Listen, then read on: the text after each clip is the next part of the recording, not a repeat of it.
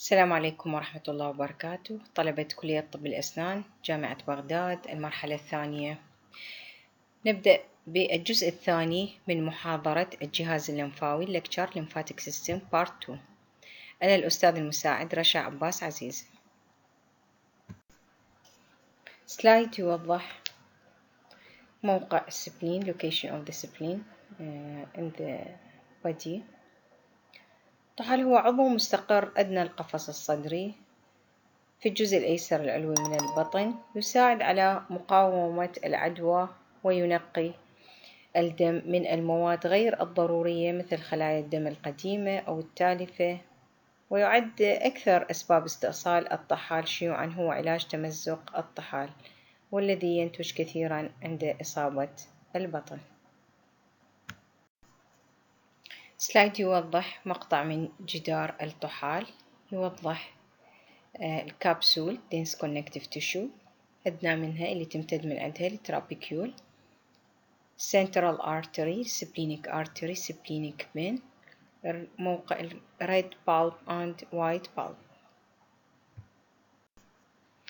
The spleen is the largest single accumulation of lymphoid tissue in the body and the only one involved in the filtration of blood, making it an important organ in defense against blood-borne antigen أي الأنتيجينات التي يحملها الدم. It is also the main site of destruction of aged erythrocytes. The spleen is surrounded by capsule of dense connective tissue from which merge trabecule, which partially subdivided the parenchyma or splenic pulp. Large trabecule originate at the hilum on the medial surface of the spleen. These trabecule carry nerve and arteries into the splenic pulp as well as veins that bring blood back into the circulation. Lymphatic vessels that arise in the splenic pulp also leave through the hilum via trabecule. الطحال كنا نعرفه هو عضو موجود في الإنسان كذلك في جميع الحيوانات الفقارية. عند الإنسان يكون الطحال هو عضو مفرد وهو أكبر كتلة مفردة من النسيج الليمفاوي في الجسم.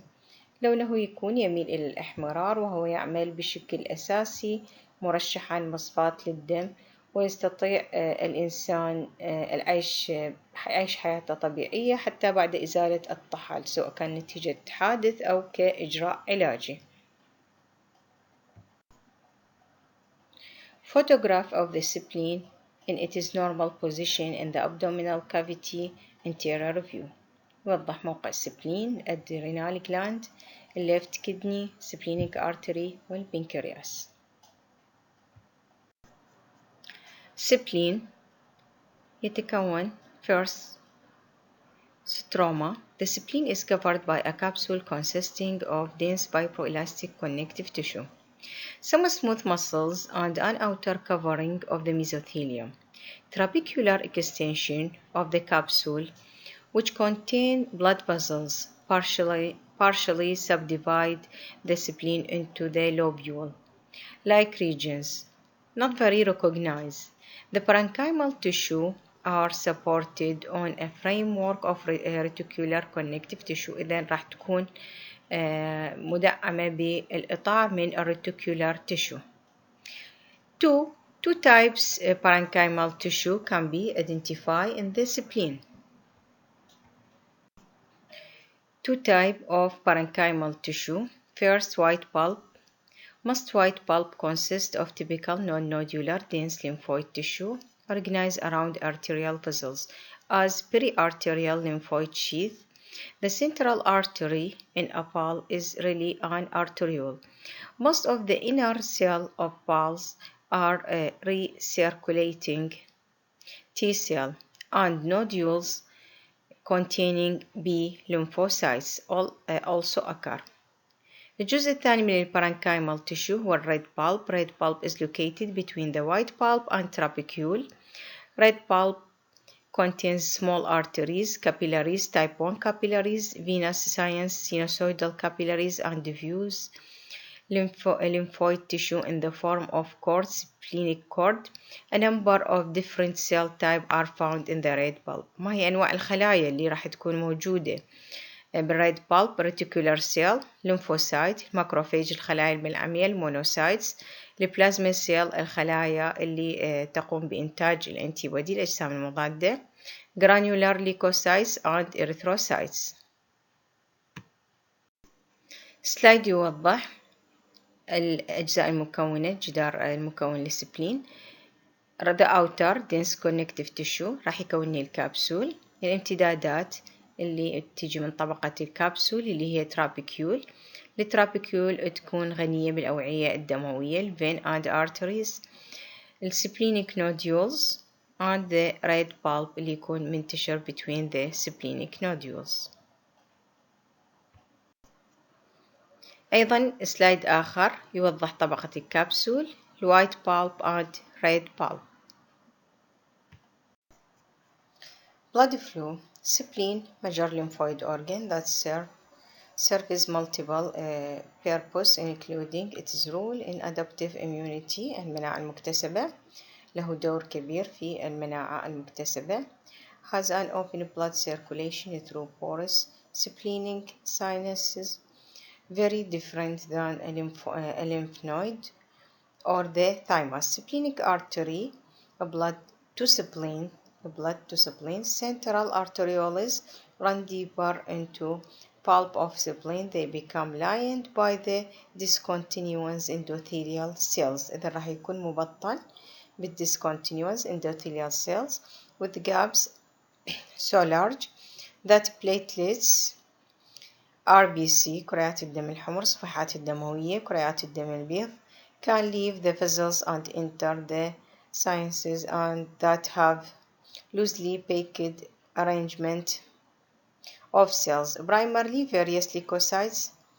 Splenic vein drains blood, bulk of lymphoid tissue arranged as a sheath around the central arterioles, periarteriolar lymphoid pulse, sheath pulse مختصرها.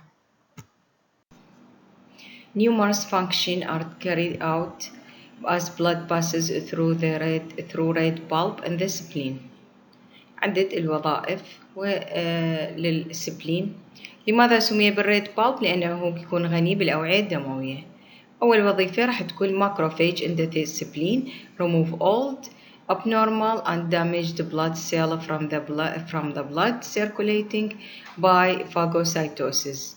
إذن خلايا الماكروفاج بالسبلين تزيح الخلايا القديمة بعملية البلعمة، الخلايا القديمة الابنورمال الدامجد المتضررة من مجرى الدم بواسطة عملية البلعمة. الانتيجين presenting cell in the spleen activate T cell. الانتيجين presenting cell راح تسوي لنا تنشيط أو تفعيل لخلايا T lymphocyte against antigen present in circulating blood. 3. B lymphocytes in the spleen are exposed to antigen present in circulating blood.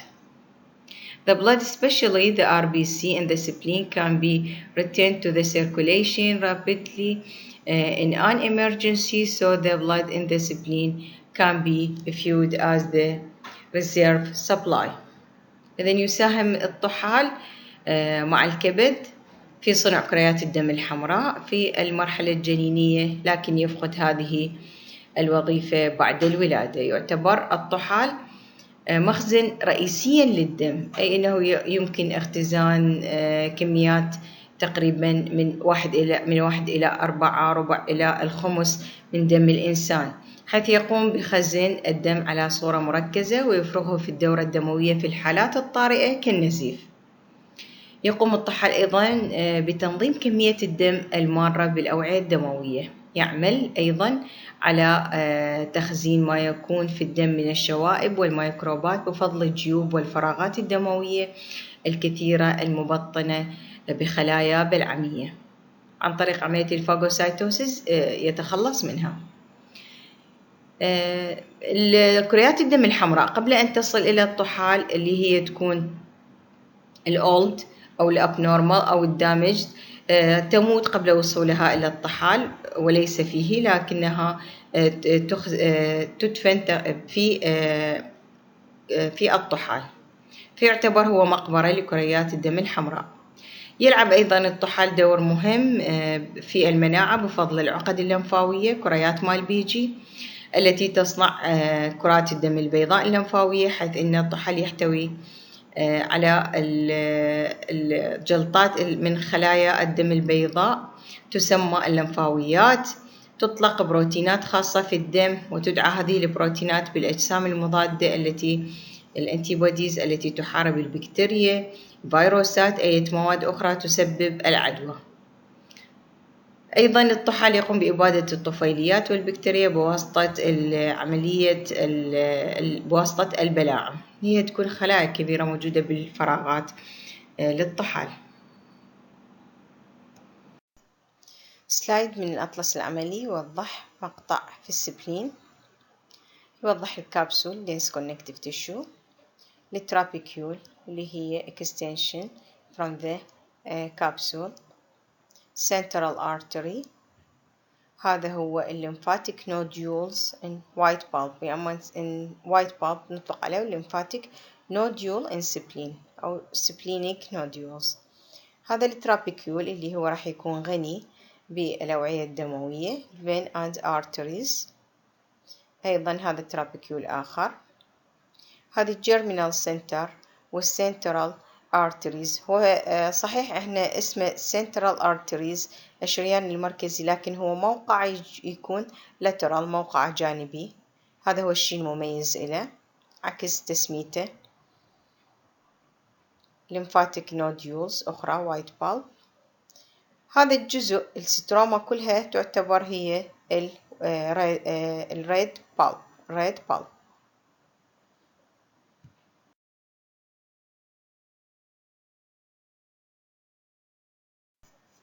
سلايدات مختبرية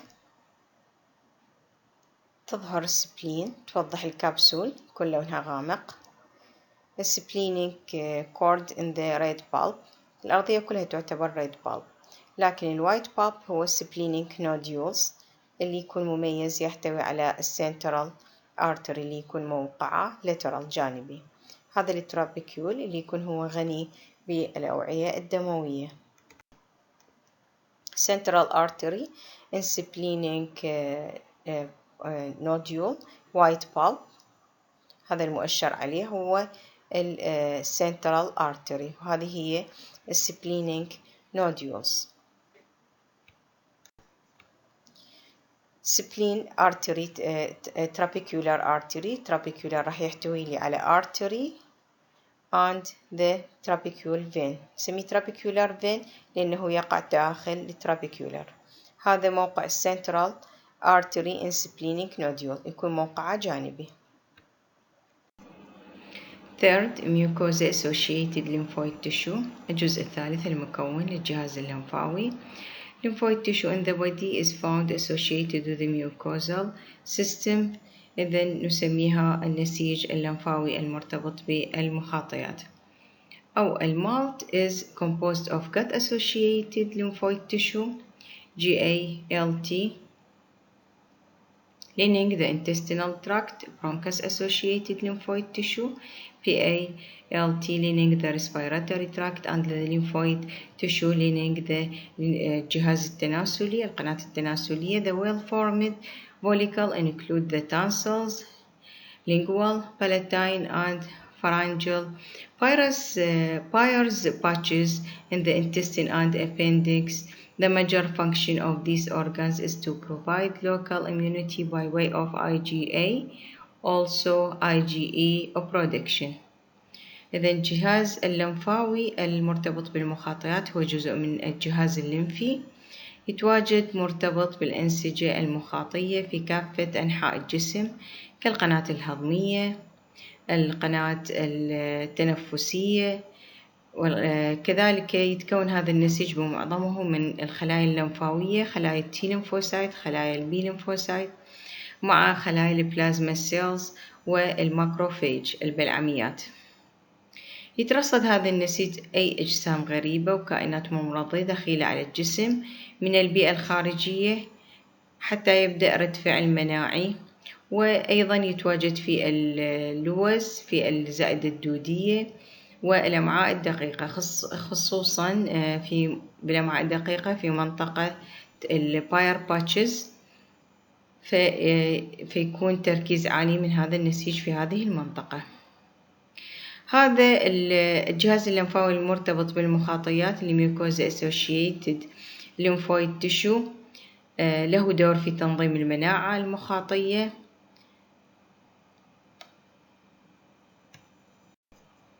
سلايد يوضح المناطق اللي يكون موجود منتشر بها بتركيز عالي النسيج الليمفاوي المرتبط بالمخاطيات: tonsils، الثايموس، السبلين، الباير باتشز والابندكس. نتعرف على الجزء الأول. tonsils. The tonsils are the simplest lymphoid organ. They form a ring of lymphatic tissue around the entrance of the pharynx throat, where they appear as swelling of the mucosa. The tonsils are named according to the location. إذا تسميتها راح تعتمد على موقعها. First palatine tonsils, lingual tonsils, pharyngeal tonsils. The paired palatine tonsils are located on either sides at the posterior end of the oral cavity. These are the largest of the tonsils and the ones most often infected. They consist of dense accumulation of lymphatic tissue in the connective tissue of a mucosa. They are covered on their free surface by stratified squamous epithelium, which is continuous with the epithelium of the rest of the pharynx and mouth. إذن اللوزتين هي إحدى الكتل المناعية الدفاعية النسيجية المتخصصة الموجودة في حلق الإنسان. لونها يكون تقريبا وردي داكن وهي لوزية الشكل. تقع اللوزتان في الجهة الخلفية من الحلق وتسمى اللوزتان الحلقيتان أو الحنكيتان. إنها تقسم إلى 3 أنواع حسب موقعها. النوع الثاني هي اللوز البلعومية، وهي موجودة في أقصى الحلق قريبة من القناة الأنفية. أما النوع الثالث اللي هي اللوز اللسانية، وهي موجودة في أقصى اللسان. هذه الأنواع الثلاثة من اللوز تشكل حلقة تحيط بأقصى الحلق. أهميتها تكمن في حمايتها للجهازين التنفسي والهضمي. The epithelium rests on basal lamina at various places on the surface of tonsils. Deep depression تقريبا من 10 إلى 20 10 to 20 in number occurs. They are known as tonsillar crypts. Penetrate into interior of the tonsils and line by the continuance of the surface epithelium that becomes thinner as the deeper part of the crypts is reached. يوجد فيها حفر عميقة تسمى بالتجاويف الغدية الصغيرة، وهي تجاويف تتراكم فيها بعض الأطعمة والبكتيريا، كما تحتوي اللوزة اللسانية على تجويف أيضا غدي صغير، بينما البلعومية تكون خالية من التجاويف الغدية. A lymphatic collection of lymphoid follicles at the base of the tongue is referred to collectively as lingual tonsils. The pharyngeal tonsils referred to as the adenoids if enlarged is in the posterior wall of the nasopharynx. The tiny tubal tonsils surrounding the opening of the auditory tubes into the pharynx. The tonsils collect and remove many of the pathogen entering the pharynx in food or in inhaled air. أما اللي راح تجمع وتزيل الباثوجين اللي يدخل مع الطعام أو عن طريق الاستنشاق. The lymphoid tissue of the tonsils contain follicles with a clear germinal center surrounded by diffusely scattered lymphocytes. إذا تحاط بخلايا متفرقة ومنتشرة من الليمفوسايتس. The tonsils are not fully encapsulated and the epithelium overlying them invaginates deep into their interior, forming blind-ended tonsillar crypts.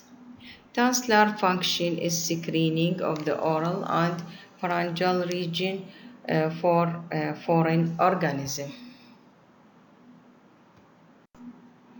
سلايد يوضح مواقع الأنواع الثلاثة للوز. سلايد يوضح التانسلز، أيضا التانسلر كريبس، الجيرمينال سنتر أوف lymphoid follicles. النوع الثاني البي باير باتشز. Bayer patches occur in the wall of the ileum, final third of small intestine. Bayer patches consist of very large spherical aggregate nodules of dense lymphoid tissue which may show germinal center. Most of the mass of each nodule is located in the submucosa, but the nodule extends into the lamina propria. Subepithelial loose and blocks visibly into the lumen of the ileum. Bayer patches function is screening بمعنى الفحص of the lumen of the small intestine properly to prevent colon bacteria from migrating up into the small intestine. منطقة الكولون تكون غنية بالبكتيريا، فالباير باتشز هي راح تمنع هجرة هذه البكتيريا from the colon to the small intestine. IgA antibodies secreted by plasma cell.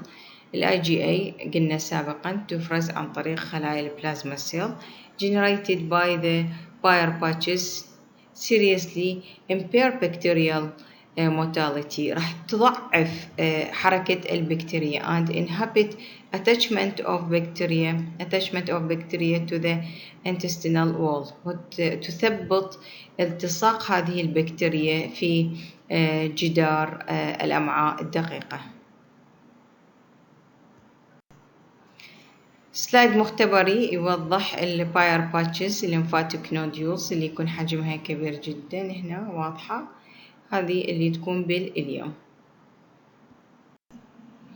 الجزء الثالث C الأبندكس. The lymphoid nodules in the appendix are similar in structure and basic function to the Bayer patches. The nodules in the appendix properly prime the immune system against microorganisms which inhabit the colon, so that if these organisms penetrate into the colon wall or the peritoneal cavity, they are efficiently destroyed. زائد الدودية.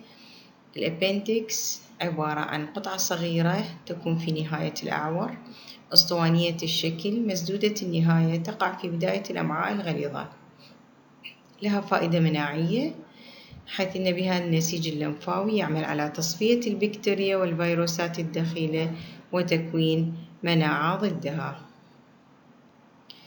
تقع بالتحديد بين تقاطع الأمعاء الغليظة والأمعاء الدقيقة. تلعب دورا مهما في المناعة المخاطية أو تكون هي موقع تخزين لمواد هضم النباتات التي تزود الأمعاء. ذكرت سابقا أن الزائدة الدودية أو الأبندكس لها وظيفة مناعية لاحتوائها على أجربة لمفاوية غزيرة تشارك جهاز المناعة بإفراز الجلوبولينز المناعية. الجلوبولينز الإيميونوجلوبولينز المناعية أقصد بها هي ال IgA, IgG, IgD, IgM.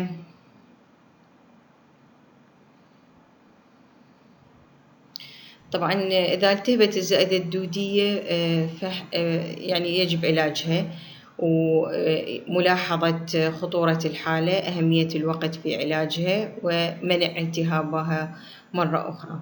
في حالة تكرار الالتهابات يجب استئصالها بعملية جراحية. الالتهابات تكون لها مضاعفات خطيرة، قد تنفجر الزائدة الدودية وقد تسبب الوفاة في الحالات الشديدة لا سمح الله. الله يبعدكم إن شاء الله. سلايد من الأطلس يوضح الليمفويد نوديولز، الفوليكلز of the Peyer's patches, the smooth muscles in the intestinal wall.